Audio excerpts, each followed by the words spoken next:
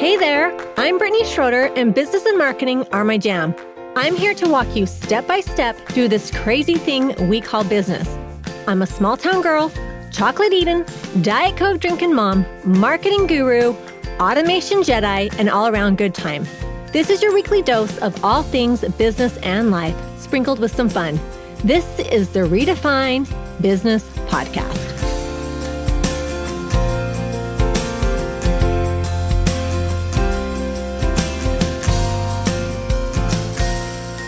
Welcome to another episode of Redefine Business Podcast. I'm excited for my guest today, Joey from the Profitability Project. Did I say that right? Profitability Project. That can be a tongue twister a little bit. It's a mouthful. It's a mouthful. It is awesome. I met Joey. Joey and I met because we were both speaking at UVU for their entrepreneur program. And so we were both speakers, and then we were like chatting it up after. And I right away was like, I've got to have you on my podcast. Come and like chat with me. So welcome, Joey. Go ahead and introduce yourself to my listeners. Thank you so much. I'm so excited to be here. And yes, let's see. I am Joey. I started the Profitability Project.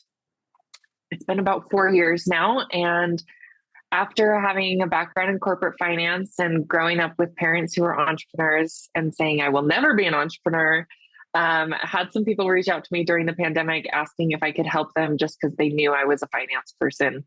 And, that just snowballed into my own business. And finally, about 6 months after taking my first kind of freelance client, all of a sudden I was looking at my husband going, I think it's time to quit my job. And he was like, you do you, girl. So I quit my job. I love it. Yeah, he's the best. And so we've been on kind of a wild journey. What started as bookkeeping turned into really a full stack finance offering. So what makes my team pretty special is that they are a team. I have a whole team behind me, and we have designated departments for every area in finance. I've got a bookkeeping department, an accounts payable and payroll department, billing and collections department, financial strategy and CFO department, and a tax department. And what we've found is that most people, when they think of finance, especially small business owners, think about taxes. And that is crucial and very important. And maybe you're thinking about bookkeeping and how you might need a bookkeeper. Again, super important step to the process. But we've also found that most entrepreneurs don't think about financial strategy and growth. And it's funny to us because we're like, if you're not in business to make money, what are we doing here? Obviously you've got a passion. Obviously there's a purpose behind this. And we talk about finding your why in our course. But there's so much more to finance than looking at what happened and telling the story of what happened. There are ways that you can actually make decisions on your numbers that will change your financial future for your business. And that's where we've gotten really, really good. So we have a whole bunch of levels, which we can get into, of how you can work with us. But our passion is helping small women-owned businesses get away from their dad's CPA who golfed with their dad for 50 years and mansplains to them how to run their business.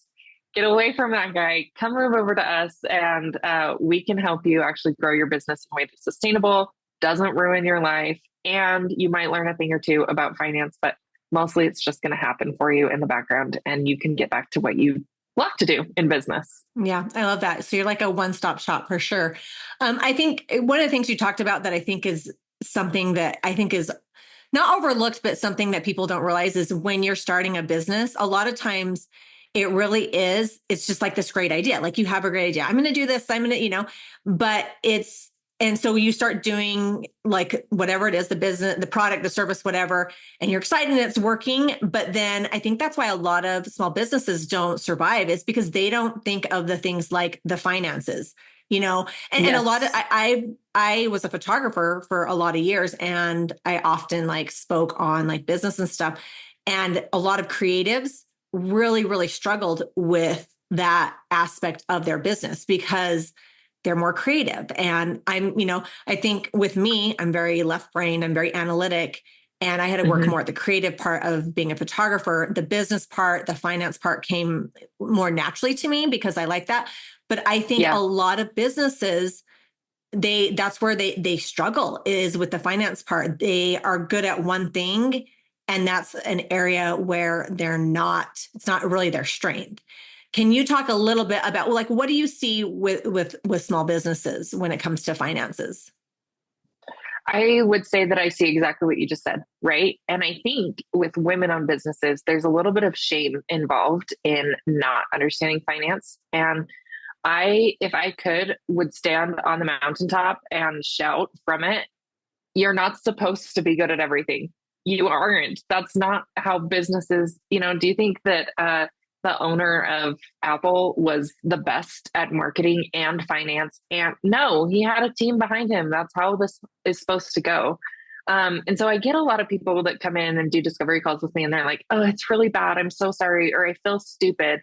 And I think that might be ingrained in us from actually a culture of CPAs that maybe made us feel a little bit stupid. I've seen that a lot. They try and explain all the analytics behind it and all the data that we should be watching. And you should know these things and you should know your numbers. And yeah, they're helpful in making you make decisions. But if you didn't go to school to be a CFO or a CPA, you shouldn't have to be an expert in everything. So I think I would start with that. Women-owned businesses, just know that it's okay to sit there and say, I am the creative. I'm super genius at X, Y, and Z. And that's where you should be spending your time. That's what makes you you. That's what makes your business good and is giving it traction. Let everybody else handle the rest. Now, I will say there's, obviously you've got to bootstrap to some point. So it's worth knowing enough to be dangerous. I talk about that a lot. Mm-hmm. In the meantime, until you can hire that team. So there's ways to do that. But going back to what you said about why small businesses fail, there is one reason and one reason only that small businesses fail, and that's because they ran out of cash. At the end of the day, whatever led to them running out of cash might be a million different things.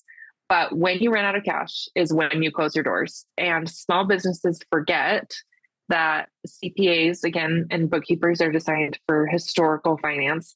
They're not the ones telling you, hey, you're about to run out of cash, and here's how we can avoid that. Here's what's coming. And monitoring cash as small business owners is a really time-intensive job because it's something you have to look at every day. You have to be so strategic when your resources are limited.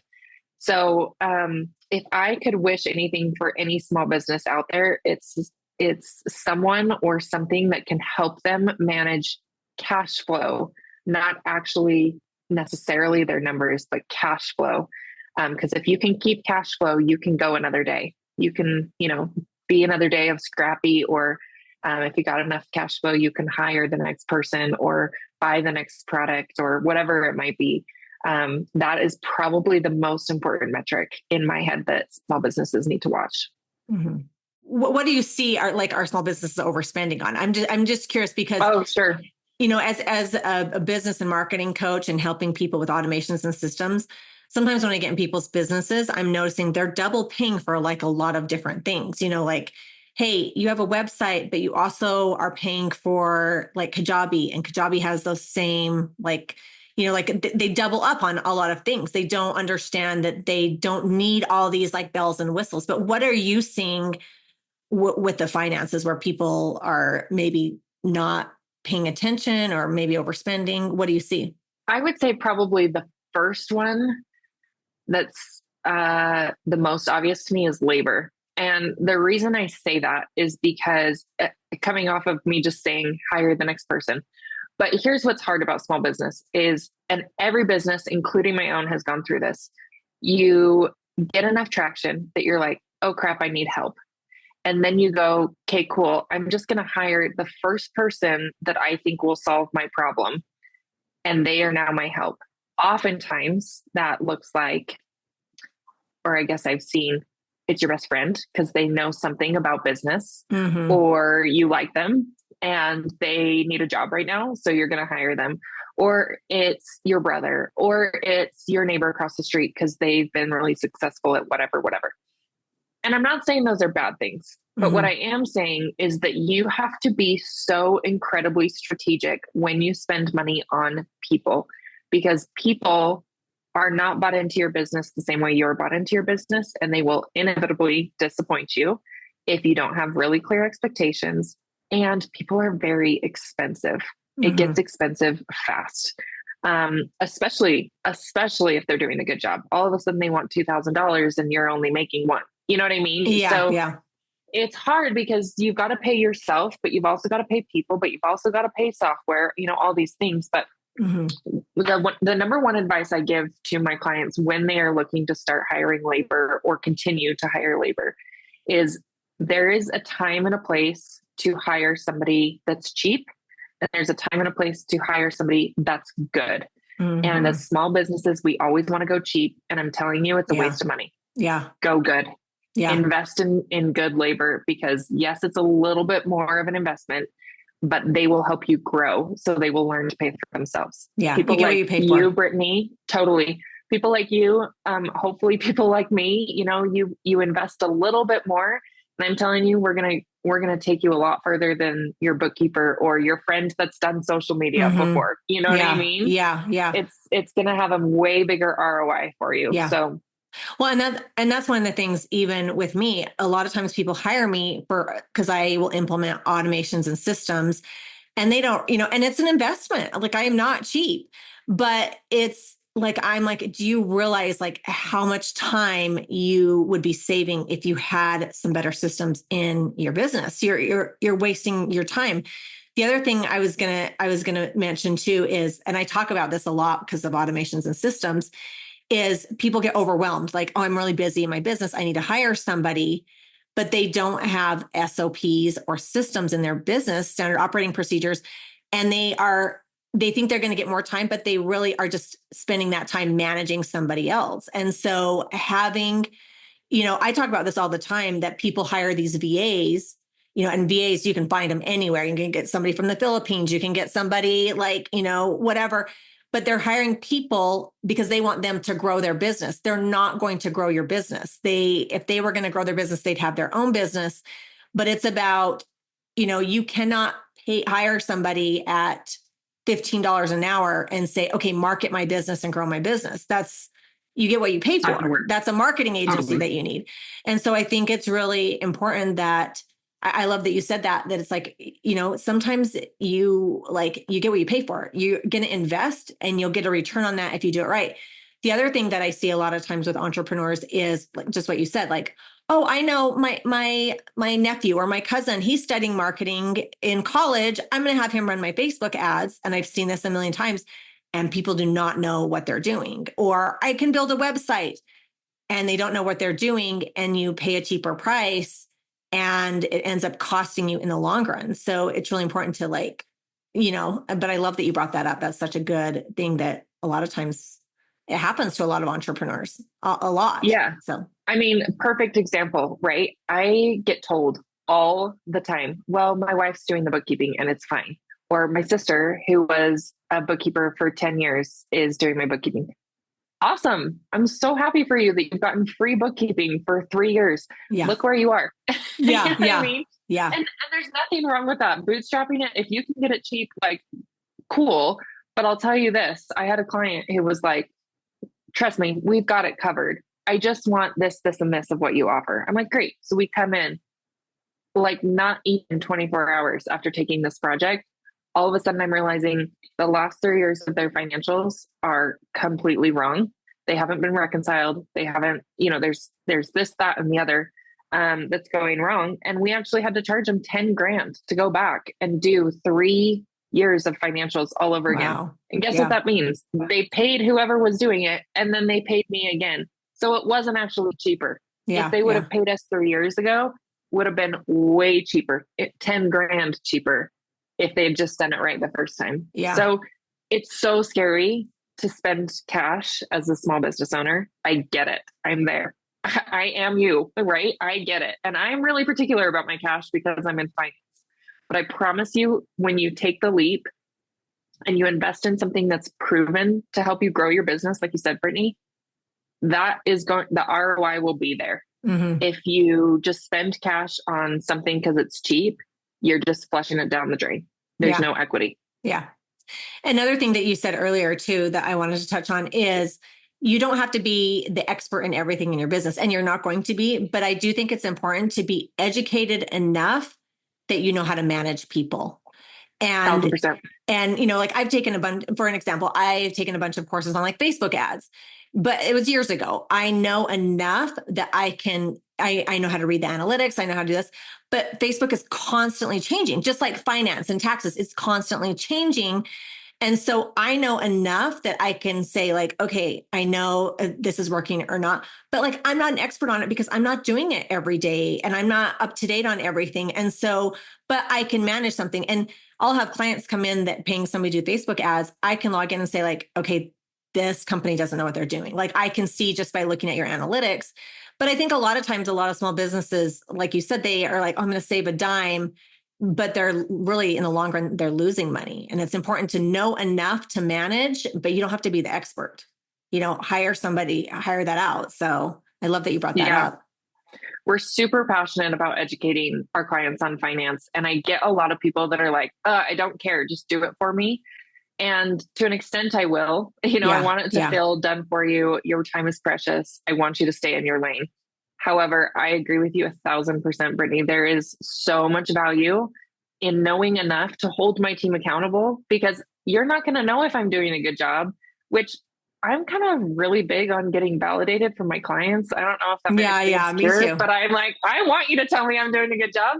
And so if you don't even know that I've made all these changes and done all these things and, personally driven all this revenue for you, it's not worth it to me. Yeah. So I agree. I need you to know enough to help me be accountable. Yeah. I love that you educate too. It makes me think of like my CPA that I've been using for years, and he does a great job. So I'm not saying anything, but I've taken some courses on finance and investing and stuff like that. And I'm constantly learning more about taxes.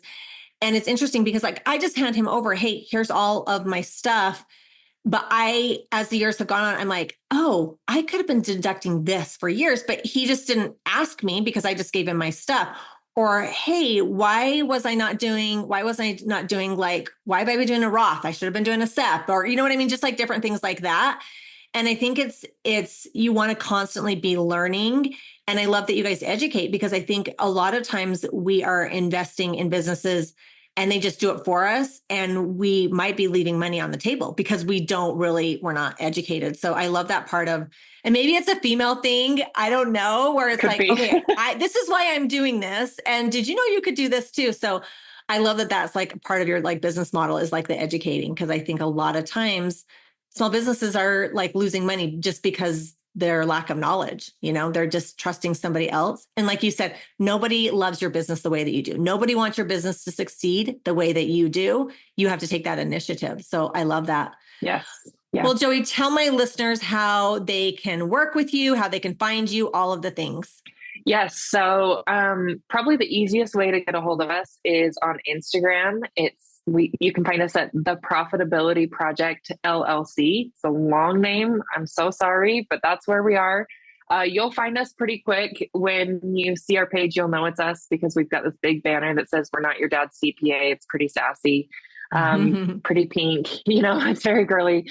And in our bio, we've got links to book free discovery calls if you want to chat and learn more, or you can obviously shoot us a message there. So if you're interested in working with us, find us there. Otherwise, we also have a link in our Instagram to our course, which it's designed to do just what you talked about, Brittany, of learning enough to be dangerous. And this is how you can bootstrap it in a way that, okay, maybe you're not ready to hire us right now, but you can learn enough about finance to be dangerous and to get that confidence in your finance. And when you are ready and you have grown, because if you take this course, you will, then you can come to us and feel very knowledgeable about what is being talked about, and you can hold my team accountable. And it's been really great to have our clients take that course first. So there's a link for that as well. And yeah, that's probably the best way. Do you have something for our listeners? I think that earlier you were saying you have something that our listeners can download. What is that? Tell my listeners about that. Yes. So we have a couple free budget templates. If you want to learn how to budget for your business based on your industry, we have a whole variety of templates designed so you can pick and choose what you like about certain ones, make it unique however you want, but it'll be a good framework to get started if you want to learn how to budget for your business. Awesome. Well, this has been so good. Joey, I like to end all my podcasts with asking my guests 2 questions. And the first one is, what is a pet peeve? Okay, you asked me this and I've been thinking about it. And I think this is because of the last call that I was on, to be honest. But my biggest pet peeve, and this won't surprise any of you, is when CPAs go and tell business owners how to run their business. I see it time and time and time again. And our job should not be to tell you how to run your business. You know your business better than we do. So it really bothers me when CPAs feel empowered to do that. Can I give you advice? Yes. Can I help you? Yes. Am I at the end of the day going to make the decision for you? Absolutely not. You know better than me. So I think that's probably my first one. And I won't get into why my last call was that way, but you can probably guess. Yeah, it's on my mind. Yeah, that's funny. That's yes, that's it. Everybody has opinions, right? Okay. Totally. Then my next question is, what is a simple pleasure? I have to say that probably my favorite thing right now, again, a little recency bias here, but last night I have 3 young kids, 7, 5, and 3, and we're a little bit drowning. And it's when we're recording this, the week of Halloween, I've got a million things after school every day, red ribbon week, the whole night, right? Yeah. And my kids are very close in age. And so it's hard for me to get one-on-one time. But last night I drove with my middle child to a gas station and we went and got a little treat. We had 5 minutes together. I have no idea if this is what you're looking for, but that just made my heart so happy. I was like, oh, this is just a nice little thing to have 5 minutes with one-on-one time with my kids. It's so I fun. love that. So. You know, it's funny. Like I grew up in a small town and in Utah, and we lived kind of out in the country. So the town that like where my school was like 7 minutes away because I only had one neighbor. Like I was like in the country. We didn't even have a gas station in this little town. And some of my favorite memories is my mom would be like, let's go to Hart's. Was our like, I think we had like 2 gas stations. It's like, let's go to Hart's and get a Diet Coke. And totally. We would just drive around and have the best conversations. And I always tell people, because now I only have one kid at home, and I was telling you before we hit record how sad I am about it. But like, I always tell people the best way, like best time to connect with your kid is at bedtime and in the car. And my daughter's going to be 16 next month. And I'm so sad because I'm like, oh, I love that. But even like my son, when he was older, he would come home from school and be like, let's go get a Sonic, or let's go get the Starbucks is the one that kills you. Cause that one's like so expensive. So my kids went through the Starbucks phase and I was like, this is costing me a fortune. Actually, no. It's memories. It's memories. So I love that. That's one of mine too. Like I actually like love driving kids around. You just like, it's the best time to connect. So that is so good. I love it.